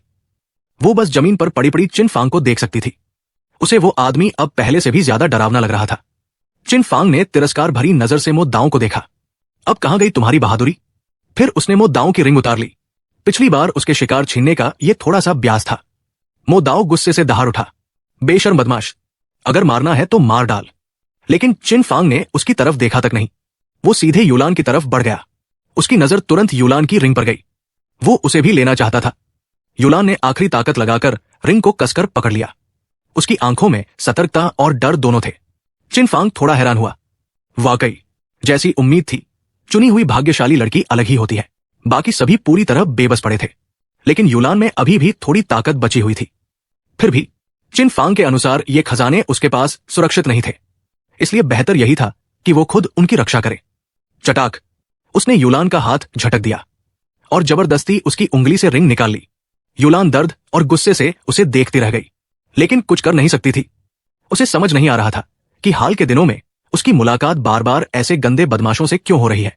पहले एक बदमाश ने उसका इस्तेमाल किया, अब दूसरा उसके फेरी क्रिस्टल्स लूट रहा था। अचानक उसे लगा, उन दोनों हरामियों की तुलना में चिन फांग तो काफी अच्छा इंसान था। उसी समय सिस्टम लगातार बजने लगा। बधाई हो होस्ट, आपने चुनी हुई भाग्यशाली लड़की की रिंग सुरक्षित रखकर 1,00,000 विलेन पॉइंट्स प्राप्त किए हैं। बधाई हो होस्ट, आपने चुनी हुई भाग्यशाली लड़की को क्रोधित करके 10,000 विलेन पॉइंट्स प्राप्त किए हैं। बधाई हो होस्ट, आपकी महिला भूत अनुचर ने एक रिंग लूटकर 500 विलेन पॉइंट्स अर्जित किए हैं। सिस्टम की सूचनाएं लगातार आती रहीं। चिन फांग के विलेन पॉइंट्स तेजी से बढ़ते गए। पूरे दिन की मेहनत के बाद चिन फांग और उसकी महिला भूतों की टीम ने हजारों लोगों को पूरी तरह साफ कर दिया। सूरज अब डूबने वाला था। चिन फांग ने आसमान की तरफ देखा और मुस्कुराया। अब समय आ गया है कि वो गंदा और दुष्ट लिन सान मंच से उतरे और धर्मात्मा चिन फांग मंच पर आए। उसी समय एक मासूम लेकिन न्याय से भरी आवाज गूंज उठी। वो गंदा बदमाश लोगों के खिलाफ साजिश करने की हिम्मत करता है। मेरी संसार के नंबर 1 तलवार कला का स्वाद चखो। शियाओ यी भव्य अंदाज में प्रकट हुआ और उसी क्षण चिन फांग ने भी अपना अगला अभिनय शुरू कर दिया। जब सबने शियाओ यी को देखा तो उनके चेहरों पर उम्मीद की चमक लौट आई। उन्हें लगा कि शायद उनके फेरी क्रिस्टल्स वापस मिलने की उम्मीद अभी खत्म नहीं हुई है। शियाओ यी को देखते ही चिन फांग के होठों पर एक हल्की मुस्कान उभर आई। अब असली नाटक शुरू होता है। अचानक हवा को चीरती हुई एक सीटी जैसी आवाज सुनाई दी। शू, चिन फांग फुर्ती से एक तरफ हट गया। उसी दौरान उसने आग के कोने से पीछे देखा। शियाओ यी किसी न्याय के देवदूत की तरह हवा में खड़ा था और लगातार तलवार ऊर्जा छोड़ रहा था। चिन फांग जानबूझकर बचते समय एक छोटी सी गलती कर बैठा। अगले ही पल शियाओ यी की तलवार ऊर्जा उसके चेहरे पर बंधा नकाब उड़ा ले गई। नकाब हटते ही उसका चेहरा सबके सामने आ गया, लेकिन वो चेहरा चिन फांग का नहीं था। 10,000 विलेन पॉइंट्स में खरीदे गए ट्रांसफॉर्मेशन क्लो की वजह से उसका चेहरा पूरी तरह लिन सान जैसा बन चुका था। बुरा हो गया।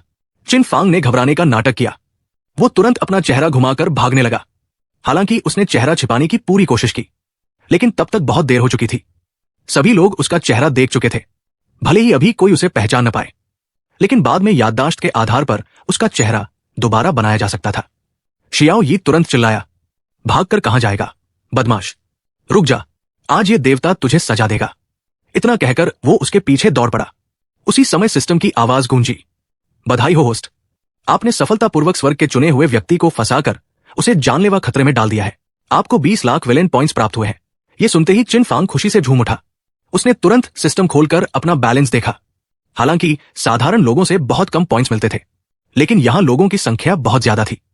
हजारों लोगों को लूटने के बाद उसके विलेन पॉइंट्स बढ़कर 8 करोड़ 25 लाख से भी ऊपर पहुंच चुके थे। इतने पॉइंट्स उसने अपने पूरे जीवन में पहले कभी नहीं देखे थे। उधर शियाओ यी अभी भी जोर जोर से चिल्ला रहा था। बीच बीच में तलवार ऊर्जा छोड़कर बड़े बड़े धमाके भी कर रहा था। जमीन पर पड़े लोगों को लग रहा था कि कोई भयंकर जीवन मरण का युद्ध चल रहा है। कुछ देर बाद चिन फांग ने कपड़े बदले और अगले ही पल धर्म का अवतार बनकर वापस प्रकट हो गया। उधर काम खत्म होने के बाद महिला भूत लड़कियां लड़कों की यांगची सोख रही थी। ये देखकर चिन फांग आकाश से नीचे उतरा और गरज उठा, दुष्ट आत्माओं, इन लोगों को तुरंत छोड़ दो। उसे देखकर सभी लोगों की आंखों में उम्मीद लौट आई। उन्हें ऐसा लगा जैसे अंधेरी सुरंग के अंत में रोशनी दिखाई दे गई हो। चिन फांग, हमें बचाओ, कृपया हमारी मदद करो। चिन फांग ने गंभीर चेहरा बनाकर कहा, डरो मत, जब तक मैं हूं न्याय जीवित है। अगले ही पल उसके शरीर से दक्षिणी प्रज्वलित अग्नि भड़क उठी। भयंकर आग देखकर महिला भूत लड़कियों ने शानदार अभिनय किया। वे डर के मारे चीखने लगी और भाग खड़ी हुई। ऐसा लग रहा था जैसे रोशनी पड़ते ही तिलचट्टे भाग जाते हैं। चूंकि सभी लोग जहर की वजह से जमीन पर पड़े थे, इसलिए किसी ने नहीं देखा कि शियाओ यी चुपके से शानहे शेंजी चित्र खोल रहा है। महिला भूत लड़कियां एक एक करके उसके अंदर घुस गई और अगले ही पल सब गायब। कोई सबूत नहीं बचा। अब सभी लोग पूरी तरह भावुक हो चुके थे। उनकी आंखों में आंसू आ गए। अगर चिन फांग समय पर नहीं आता तो न सिर्फ उनके इमॉर्टल एसेंस और खजाने लूट लिए जाते, बल्कि उनकी सारी यांगची भी चूस ली जाती और अंत में वे मर जाते। तभी चिन फांग अचानक घबराया हुआ यूलान की तरफ भागा। मेरी प्यारी लान, तुम्हें क्या हुआ? उसने बाकी लोगों को पूरी तरह नजरअंदाज कर दिया। सीधे यूलान को उठाया और पूरा शरीर जांचने लगा। यूलान का सुंदर चेहरा लाल हो गया। वो हिल भी नहीं सकती थी, इसलिए मजबूर होकर उसे चिन फांग की हरकतें सहनी पड़ रही थी। उसके दिमाग में जीवन और मृत्यु के चक्र वाली पुरानी घटनाएं भी घूमने लगी। चिन फांग गंभीर स्वर में बोला, प्यारी लान, गलत मत समझो, मैं तुम्हारा फायदा नहीं उठा रहा हूं। मैं सिर्फ तुम्हारे शरीर से जहर निकाल रहा हूं। यह बहुत अजीब जहर है। यह शरीर में आध्यात्मिक ऊर्जा का प्रवाह रोक देता है। अगर ज्यादा देर तक ऐसा रहा तो मेरिडियन बंद हो जाएंगे। हल्के मामले में इंसान जीवन भर लकवाग्रस्त हो सकता है और गंभीर हालत में जान भी जा सकती है। यह सुनते ही एजियो डेमन पैलेस के शिष्य घबरा गए। कोई भी कम उम्र में मरना या अपाहिज बनना नहीं चाहता था। यूलान ने शक भरी नजरों से पूछा, सच में? दिल की गहराई में उसे अभी भी विश्वास नहीं था। आखिर वो इस बेशर्म आदमी की असली फितरत कई बार देख चुकी थी। लेकिन चिन फांग आत्मविश्वास से बोला, बिल्कुल, बस बंद मेरिडियन खोलने होंगे। हर संप्रदाय का तरीका अलग होता है। मैं अपनी प्रसिद्ध गुप्त तकनीक इस्तेमाल करूंगा, मैरो क्लीनिंग और मेरिडियन ओपनिंग, जिसे ऑल पर्पज मेरिडियन ओपनर भी कहते हैं। जरूरत पड़ी तो तुम्हारी नेसेंट सोल तक खोल दूंगा। यूलान पूरी तरह उलझ गई। उसे समझ ही नहीं आया कि वो क्या बोल रहा है, लेकिन उसके पास भरोसा करने के अलावा कोई रास्ता भी नहीं था। उसने आंखें बंद कर ली। एजियो डेमन पैलेस के बाकी शिष्य भी उम्मीद भरी नजरों से चिन फांग को देखने लगे, लेकिन चिन फांग ने हाथ हिलाकर उन्हें दूर कर दिया। गुप्त तकनीक है, इलाज के दौरान किसी बाहरी व्यक्ति को देखने की अनुमति नहीं है। यह सुनकर यूलान का चेहरा और लाल हो गया। उसका दिल तेजी से धड़कने लगा। इसके बाद इलाज का विवरण छोड़ दिया गया। कुछ देर बाद सिस्टम की आवाज सुनाई दी, बधाई हो होस्ट, आज आपने स्वर्ग की चुनी हुई पुत्री को ऊपरी सीमा तक परेशान किया है। आपको कुल 20 लाख विलेन पॉइंट्स प्राप्त हुए हैं। चिन फांग तुरंत नाराज हो गया।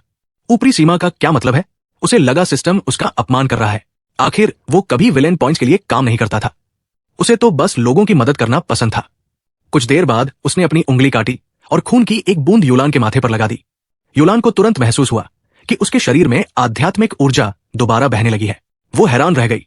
उसे लगा था कि चिन फांग सिर्फ बहाना बना रहा है, लेकिन इस बार वो सच बोल रहा था। चिन फांग दुखी चेहरा बनाकर बोला, क्या तुम्हारी नजरों में मैं ऐसा इंसान हूं जो सिर्फ दूसरों का फायदा उठाता है? अगर ऐसा है तो मैं चला जाता हूं। उसने जबरदस्ती 2 आंसू भी निकाल लिए। यूलान घबरा गई। नहीं, ऐसा मत सोचो, मेरा वो मतलब नहीं था। यह सुनते ही चिन फांग तुरंत पलटा। उसने यूलान का हाथ पकड़ लिया। प्यारी लान, मुझे पता था कि तुम हमेशा मुझ पर भरोसा करोगी। फिर उसने उसे अपनी बाहों में भर लिया। उसकी मजबूत बाहें यूलान की पतली कमर को कसकर थामे हुई थी। वो धीरे से उसके कान में फुसफुसाया, तुम्हारी आंखों में सारी चांदनी छिपी है। सर्दियां गुजर जाती है, वसंत लौट आता है। दुनिया के हर रास्ते पर कदम पड़ चुके हैं। आसमान से पूछो तुम जैसी सुंदरता और कहाँ है। धरती से पूछो आगे कौन सा रास्ता है। और आज की रात से पूछो क्या ये सुंदरता मेरे साथ सोना पसंद करेगी। युलान ने मन ही मन चीख मारी। बर्दाश्त के बाहर है। उसे पता था कि चिन फांग बेहद बेशर्म है, लेकिन इतनी भीड़ के सामने इतना सुंदर युवक अगर इस तरह मीठी बातें करे तो कोई भी लड़की आसानी से प्रभावित हो सकती थी। उसी समय सिस्टम बोला, बधाई हो होस्ट, आपने स्वर्ग की चुनी हुई पुत्री को शर्माने पर मजबूर किया है। आपको 1,00,000 विलेन पॉइंट्स प्राप्त हुए हैं। तभी भीड़ में से एक गुस्से भरी आवाज आई, मैं उस आदमी को पहचानता हूं, वो हेवनली हार्ट सिटी का लिन सान है। यह सुनते ही पूरा माहौल बदल गया। सभी लोगों की निगाहें लिन शिंगर पर टिक गई। ऐसा लग रहा था जैसे अभी लड़ाई शुरू हो जाएगी। लिन शिंगर घबरा गई। उसने जल्दी से कहा, लिन सान पहले हेवनली हार्ट सिटी का सदस्य था, लेकिन कुछ दिन पहले मैंने उसे निकाल दिया था। यह सुनते ही सब लोग ठंडी हंसी हंसने लगे। क्या हम मूर्ख हैं? इतने खतरनाक कुनलून में जहां हर किसी को लोगों की जरूरत है, वहां तुमने इतने शक्तिशाली तलवारबाज को बाहर निकाल दिया। ये तो साफ साफ कहानी गढ़ी जा रही है। हेवनली हार्ट सिटी उसे बचाने की कोशिश कर रही है। लिन शिंगर जल्दी से बोली, नहीं, उसे इसलिए निकाला गया क्योंकि उसने एक फेरी क्रिस्टल माइन खोजी थी और उसकी जानकारी मुझे नहीं दी। जैसे ही लोगों ने फेरी क्रिस्टल माइन सुना, उनकी आंखें चमक उठीं। अब सारे सुराग जुड़ चुके थे। सभी को यकीन हो गया कि यह वही खदान थी जिसे लिन सान ने खोजा था। तभी चिन फांग की कमजोर लेकिन दृढ़ आवाज गूंजी, लिन सान मेरा सगा भाई जैसा है। मैं उसके चरित्र पर भरोसा करता हूं। वो ऐसा कभी नहीं कर सकता। उसे जरूर फंसाया गया है। यह सुनकर सभी लोग स्तब्ध रह गए। उन्होंने मुड़कर देखा। चिन फांग धीरे धीरे उनकी तरफ चलकर आ रहा था। उसका चेहरा पीला पड़ चुका था। ऐसा लग रहा था जैसे वो किसी भी क्षण गिर पड़ेगा। ब्रदर फांग। तान तियान चिंतित होकर दौड़ती हुई चिन फांग के पास आई। वो अपने बैग से ब्लड टॉनिक निकालना चाहती थी, लेकिन उसे याद आया कि वो पहले ही मो दाओ जैसे ओल्ड सिक्स द्वारा लूटा जा चुका है। मो दाओ ने नाराज होकर पूछा, तुम कहना चाहते हो कि लिन सान को फंसाया गया है? क्या वो सच में इतना नेक और समझदार इंसान है? चिन फांग ने कमजोर आवाज में जवाब दिया, अगर तुम्हें फेरी क्रिस्टल माइन के बारे में नहीं पता तो तुम कभी नहीं समझोगे। शुरुआत से ही कोई उसे निशाना बना रहा था। यह सब एक बेशर्म ओल्ड सिक्स की सोची समझी साजिश है। उसे फंसाने के लिए रचा गया एक शैतानी षड्यंत्र। फिर उसने गहरी सांस ली। अगर मैंने अपनी आंखों से न देखा होता तो मैं भी यकीन नहीं करता कि इतना वफादार भाई असल में इतना चालाक बदमाश निकल सकता है। भीड़ के लोग एक दूसरे का चेहरा देखने लगे, लेकिन किसी को भी चिन फांग की बातों पर विश्वास नहीं हुआ। सबको लग रहा था कि वो बस अपने दोस्त का बचाव कर रहा है। तब चिन फांग ने गंभीर स्वर में कहा, मैं आखिरी बार कह रहा हूं, लिन सान मेरा सगा भाई जैसा है। जो भी लिन सान को छुएगा वो मेरा दुश्मन होगा। जैसे ही उसने ये कहा, अचानक तलवारों की गूंज चारों ओर फैल गई। टन टन टन। मौजूद सभी लोगों की तलवारें हल्का हल्का कांपने लगी, मानो किसी अदृश्य शक्ति ने उन्हें खींच लिया हो। ऐसा लग रहा था कि वे किसी भी क्षण म्यान से बाहर निकल जाएंगी। सभी लोग स्तब्ध रह गए। उनकी नजरें चिन फांग पर टिक गई। सब जानते थे कि उसकी नींव नष्ट हो चुकी है, लेकिन फिर भी इतना खून बहने और इतनी कमजोरी के बावजूद वो ऐसी भयानक शक्ति छोड़ पा रहा था। यह दृश्य देखकर हर कोई हिल गया। उन्हें एहसास हुआ कि प्राचीन युग का नंबर 1 योद्धा आखिर क्यों कहलाता था। भले ही उसकी नींव टूट चुकी हो, लेकिन जब तक वो नेसेंट सोल या हेवनली सेक्स स्तर तक पहुंचता रहेगा, तब तक उसके सामने कोई नहीं टिक सकता। लिन शिंगर ने ठंडी आवाज में पूछा, अगर साबित हो जाए कि ये सब लिन सान ने किया है, तब क्या होगा? चिन फांग ने तान तियान का सहारा छोड़ दिया। वो लड़खड़ाते हुए आगे बढ़ा और लिन शिंगर के सामने खड़ा हो गया। फिर उसने अपनी छाती पर हाथ मारा। एक दिन भाई तो जिंदगी भर भाई। अगर ये सच में लिन सान का काम निकला तो हिसाब मुझसे लेना। जिसे शिकायत हो वो मेरे पास आए, मैं सारी जिम्मेदारी लूंगा। उसकी बात सुनकर पूरा मैदान शांत हो गया। कुछ साधारण शब्द, लेकिन उन्होंने सबके दिल हिला दिए। एक आदमी जो अपने दोस्त के लिए खून बहाने को तैयार था, अपने दोस्त के लिए जान जोखिम में डालने को तैयार था। ऐसी दोस्ती हर किसी को प्रभावित कर गई। उस पल सबके दिलों में चिन फांग की छवि और ऊंची हो गई। कई लोगों को लिन सान से ईर्ष्या होने लगी। किस्मत वाला है जिसे ऐसा भाई मिला। उधर चिन फांग पूरी ईमानदारी और गर्व से खड़ा था। उसे देखकर कोई भी उसे उस चालाक विलेन से जोड़ नहीं सकता था जिसने ये सब रचा था। इतने वफादार और धर्मपरायण इंसान को देखकर कौन कहेगा कि वही असली अपराधी है? उसी समय सिस्टम की आवाज गूंजी, बधाई हो होस्ट, आपको 2 इमॉर्टल स्लेव वोट प्राप्त हुए हैं। सिस्टम इम्प्रिंट सक्रिय। चिन फांग की आंखें चमक उठीं। इसका मतलब था कि अब वो 2 और डिसाइपल भर्ती कर सकता था। उधर बाकी लोग अब लिन सान की चर्चा छोड़ चुके थे। सभी चिन फांग के आसपास इकट्ठा हो गए। हर कोई उसे आराम करने की सलाह दे रहा था। कुछ लोग तो ये भी कह रहे थे, अगर भविष्य में किसी मदद की जरूरत हो, बस एक शब्द कहना, हम जान लगाकर मदद करेंगे। लेकिन चिन फांग ने सिर हिला दिया। मैंने ये सब किसी एहसान के बदले नहीं किया। मैं किसी पर उपकार का बोझ नहीं डालता। मैं सिर्फ वही करता हूं जो मेरा दिल कहता है। ये सुनकर लोग और ज्यादा प्रभावित हो गए।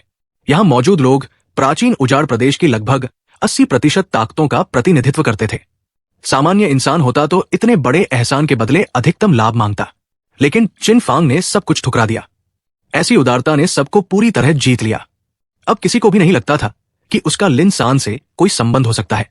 चिन फांग ने कमजोर मुस्कान के साथ कहा, मेरे ऊपर विश्वास करने के लिए धन्यवाद, लेकिन जब लिन सान को पकड़ो, कृपया मेरे भाई को चोट मत पहुंचाना।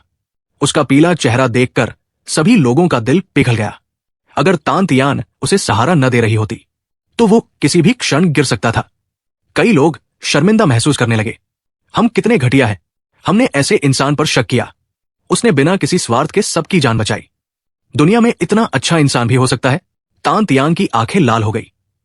वो धीरे से बोली, ब्रदर फांग, आपने फिर मेरी जान बचाई, हमारे ग्रेट डेवर्ड की परंपरा के अनुसार। लेकिन वो अपनी बात पूरी कर पाती उससे पहले झाड़ियों में से मुंह दाउन निकल आया। बस करो, हमारे ग्रेट डेजर्ट में इतनी सारी परंपराएं नहीं होती। ये कहकर उसने तान तियान की कॉलर पकड़ी और उसे दूर फेंक दिया। तान तियान गुस्से से चिल्लाई, बूढ़े बदमाश, तुम फिर मेरे प्यार के रास्ते में आ गए। लेकिन मो दाओ ने कोई ध्यान नहीं दिया। उसे बस इतना पता था कि अपनी बहन को चिन फांग से दूर रखना है। उधर दूसरी तरफ अराजक गुप्त लोक में चिन हाओ अब भी नदी के तल में छिपा हुआ था। वो कई दिनों से साधना कर रहा था। उसके पास मौजूद बूढ़ी आत्मा भी चिंतित होकर उसका इंतजार कर रही थी। दाव फ्रूट निगलने के बाद से चिन हाओ गहरी बेहोशी में चला गया था। उसके शरीर में जीवन के कोई संकेत नहीं थे। इसी वजह से वो सबकी तलाश से बच गया। अचानक आसमान का रंग बदल गया। नदी में विशाल लहरें उठने लगी। कई दिनों से बिल्कुल न हिलने वाला चिन हाओ अचानक जागने लगा। उसके शरीर से भयानक दाव आभा निकल रही थी। ये शक्ति धर्म और अधर्म दोनों से ऊपर थी, मानो ये नश्वर संसार की ही न हो। अचानक चिन हाओ ने आंखें खोल दी। उसकी आंखों में अटूट संकल्प चमक रहा था। स्वर्ग और धरती सभी चीजों को जन्म देते हैं और अंत में सब एक में लौट जाते हैं। उसी समय पूरी नदी किसी अदृश्य शक्ति से दबने लगी। वो लगातार सिकुड़ती गई और अंत में पूरी नदी एक पानी की बूंद बनकर चिन हाओ के सामने तैरने लगी। उसने उस बूंद को देखा और बुदबुदाया, मूर्ख बड़े भाई, यही वो शक्ति है जिससे मैं तुम्हें हराऊंगा। उसकी आंखों में चमकती आध्यात्मिक शक्ति मानो आसमान को भेद देना चाहती थी। उसने हाथ उठाया और उस बूंद को कसकर पकड़ लिया। अचानक लिंगची पागलों की तरह उमड़ पड़ी। आसमान में बिजली चमकने लगी। काले बादल छा गए। भयानक ऊर्जा का तूफान सीधे आसमान तक जा पहुंचा। 1000 मीटर के दायरे में मौजूद पेड़ पौधे और चट्टानें धूल में बदल गई। जब सब शांत हुआ तो आसमान से मूसलाधार बारिश होने लगी। बूढ़ी आत्मा ने यह सब देखकर गहरी सांस ली। ये शक्ति सचमुच भयानक है। फिर उसने पूछा, छोटे हाओ, क्या तुम्हें लगता है कि तुम प्राचीन उजाड़ प्रदेश के इतिहास के सबसे शक्तिशाली योद्धा हो? चिन हाओ ने आत्मविश्वास से आसमान की तरफ देखा। क्यों नहीं? उसके चेहरे पर सिर से लेकर पांव तक आत्मविश्वास ही आत्मविश्वास था। बूढ़ी आत्मा पूरी तरह निरुत्तर हो गई। अगर चिन हाओ का वो राक्षसी बड़ा भाई न होता तो वो ये सुनकर खुश होता, क्योंकि अटूट विश्वास ही असली ताकत होता है। उसी समय पास की 2 गुफाओं से खुश आवाजें सुनाई दी। भगवान का शुक्र है, कितनी बड़ी किस्मत है। 2 साधक बाहर निकल आए। जैसे ही उन्होंने चिन हाओ को देखा, उनके चेहरों पर लालच भरी मुस्कान फैल गई। दोनों ने तलवारें निकाली और बिजली की गति से उसकी तरफ दौड़ पड़े। उनका लक्ष्य साफ था, कुनरियन बंद होने से पहले दाव फ्रूट छीन लेना। भयानक तलवार ऊर्जा हवा को चीरती हुई चिन हाओ की तरफ बढ़ी, लेकिन चिन हाओ हिला तक नहीं। उसके शरीर से बैंगनी बिजली फूट पड़ी। वो किसी प्राचीन दैत्य की तरह दिखाई देने लगा। ऐसा दृश्य देखकर लोगों की रूह कांप जाती। उसने बचने की कोशिश भी नहीं की, बस धीरे धीरे अपना हाथ मुट्ठी में बदल लिया। आसमान और धरती की आध्यात्मिक ऊर्जा उसकी मुट्ठी में सिमटने लगी। एक ऐसी शक्ति पैदा हुई जो मानो पूरी दुनिया को नष्ट कर सकती थी। और उसके होठों से सिर्फ एक वाक्य निकला, मूर्ख बड़े भाई।